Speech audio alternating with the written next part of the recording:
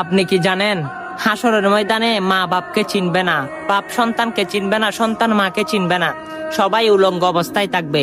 আল্লাহ রাব্বুল আলামিন যখন অর্ডার দিবে, তখন তানে চুবার মতো উড়ে উড়ে সবাই জাহান্নামে পড়বে। সে কঠিন সময় যদি আমার আকা মুস্তাফা মুহাম্মদুর রাসূলুল্লাহ সাল্লাল্লাহু আলাইহি সাল্লাম আপনার কাছে এসে যদি বলে, এই উম্মত চলো আমার সঙ্গে একসঙ্গে জান্নাতে চলো, তখন সে মুহূর্তটা কেমন হবে? অবশ্যই সে নবীকে দুনিয়া থাকাকালীন ভালোবাসতে হবে।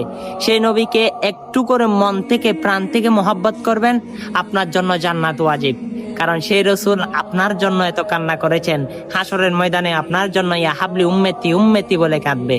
চলুন সে নবীর সুন্দর সুন্দর বার্তাটা শুনেছেন, সে নবী কি আপনাকে হাত ধরে জান্নাতে নিয়ে যাবে, একসঙ্গে থাকবে, সেটা যদি মনে করেন, ভিডিও বার্তাটা সকল উম্মতে মুহাম্মাদি সাল্লাল্লাহু আলাইহি সাল্লামের কাছে পৌঁছে দিতে পারেন। আমিন।